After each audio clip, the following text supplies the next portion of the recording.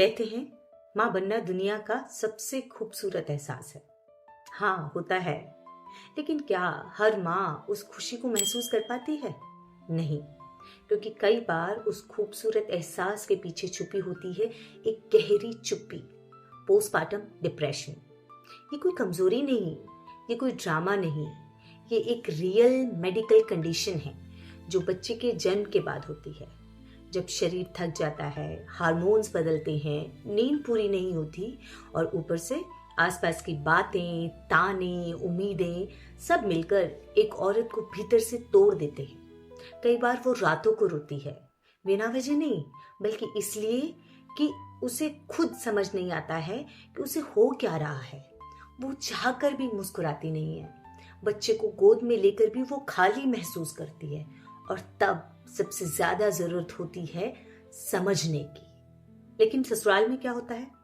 इतना क्या थक गई हो? हमारे जमाने की औरतें तो अगले ही दिन खेत में जाके काम कर लेती थीं। अब बच्चे को संभालना भी नहीं आता। तुम्हारे माँ बाप ने सिखाया क्या है तुम्हें? और फिर शुरू होता है तुलना, ताना और वो चुपती हुई लाइनें, थोड़ी मजबूत बनो। यही खत्म नहीं होता ये सब।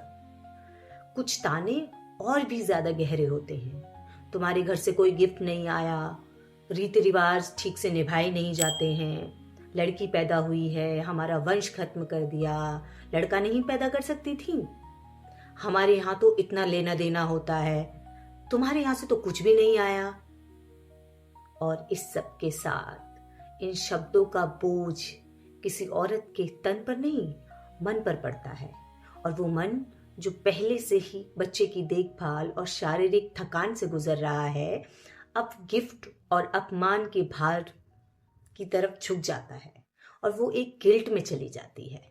पर इन सबसे दर्दनाक बात ये है कि ये सोच सिर्फ गांव देहात में नहीं है, बल्कि आज के पढ़े लिखे समझदार घरों में और ज्यादा दिखती है, जहां लोग डिग्रियां तो रखते हैं पर संवेदनशीलता कहीं पीछे ही छूट जाती है, जहां दिखावा संस्कारों से बड़ा हो गया है और एक औरत की मानसिक स्थिति ड्रामा कहलाने लगती है। कोई नहीं समझता कि जिस औरत ने अभी अभी बच्चे को जन्म दिया है, वो सिर्फ मां नहीं बनी, वो अपने पुराने शरीर, अपने पुराने आप से भी विदा हो चुकी है। शारीरिक रूप से, मानसिक रूप से, भावनात्मक रूप से। और इसके बदले हुए रूप को स्वीकार करने में उसको खुद को समय लगता है। पर आसपास के लोग उसे वक्त देने के बजाय कहते हैं, अरे अब तो बहुत खुश रहो ना, बच्चा हुआ है। उसे गिफ्ट देते हैं पर केयर नहीं करते, नए कपड़े भेजते हैं पर उसे समझते नहीं हैं, सुनते हैं पर महसूस नहीं करते हैं। कितनी बार वो औरत सिर्फ इसलिए रोई क्योंकि उसे लगा अब वो किसी के लिए महत्वपूर्ण नहीं है, मायने नहीं रखती।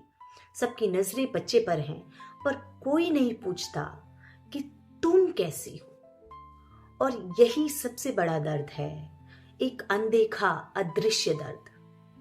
पोस्टपार्टम डिप्रेशन कोई गलती नहीं, ये एक सिग्नल है कि शरीर और मन दोनों को आराम चाहिए, समझ चाहिए, प्यार चाहिए और सबसे जरूरी साथ चाहिए, अपनों का साथ। अगर तुम किसी नई मां को जानती हो तो बस उससे एक लाइन कहना, मैं हूं तुम्हारे साथ। सच में कभी कभी यही 4 शब्द एक जिंदगी बचा लेते हैं। और अगर तुम खुद उस दौर से गुजर रही हो तो याद रखो, तुम टूटी नहीं हो, बस थकी हो। और यह थकान तुम्हारी कमजोरी नहीं, तुम्हारा हक है। एक दिन फिर तुम मुस्कुराओगी, फिर हंसोगी, बिना किसी नकली कोशिश के, क्योंकि मुस्कान तुम्हारे दिल से निकलती है, तुम्हारे मन से निकलती है, तुम्हारी आत्मा से निकलती है। माँ बनना आसान नहीं, पर माँ को समझना उससे भी मुश्किल बना दिया है हमने, और ये चीज हमें समझनी पड़ेगी।